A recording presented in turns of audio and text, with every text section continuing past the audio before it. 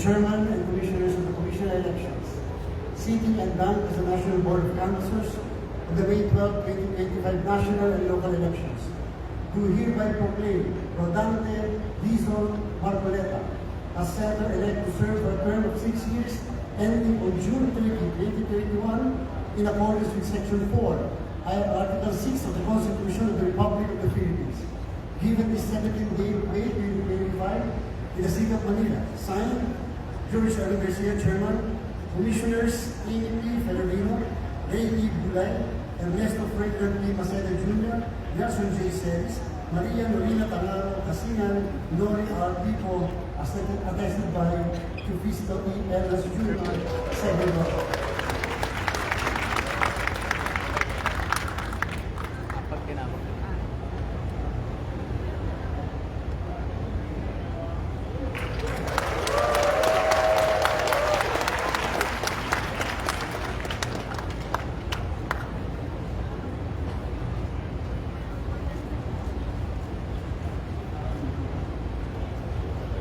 May we request the family and friends of Senator Marcoleta to come up the stage for a photo opportunity.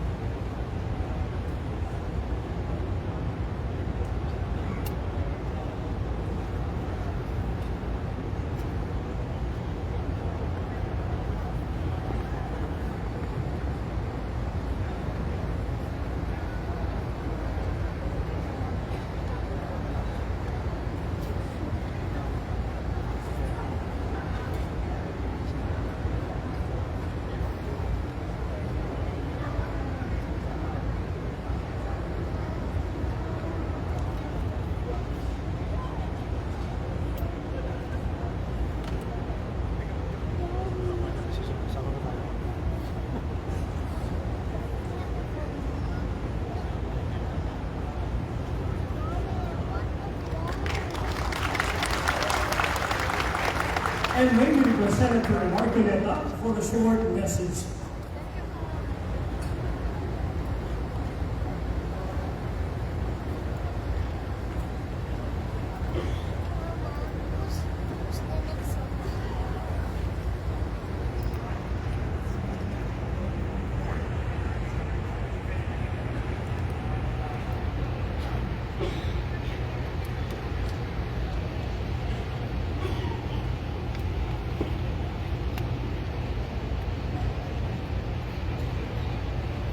Mga minamahal kong mga kababayan, sa ngalan po ng aking pamilya,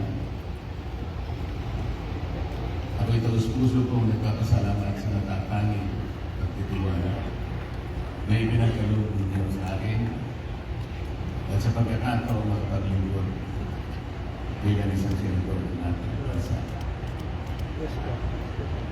Ang tagumpay na aking nakamit ay tagumpay po natin. Para sa akin po, ito ay tagumpay rin ng pag-iral ng demokrasya sa ating bansa. Isang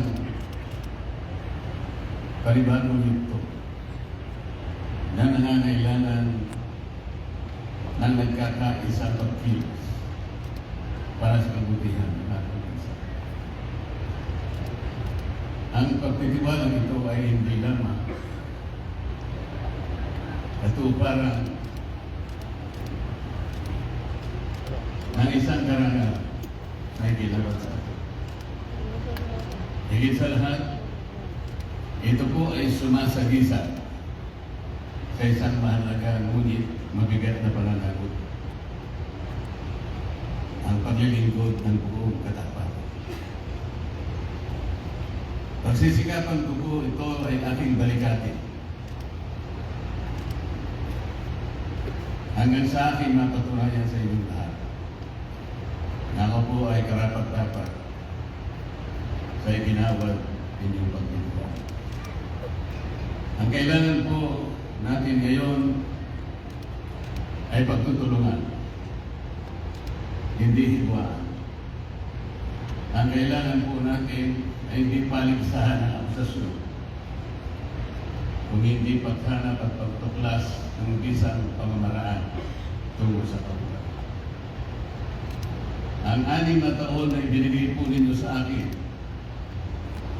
ay hindi tungkol sa paggamit ng kapangyarihan, kundi sa pangingibabaw ng tapat na paglilingkod na inaasahan at inaasam ng ating mga kababayan. Hindi po ito tungkol sa pansariling kapanginabangan, kung hindi ito ay sa kapakanan at interes ng bawat isang Pilipino. Maraming salamat, Chairman George. At sa buong kawani at mga opisyalis ng Komisyon ng Halal. Maraming salamat po sa sakripisyo ng aking pamilya. Magandang hapon po sa ating mga.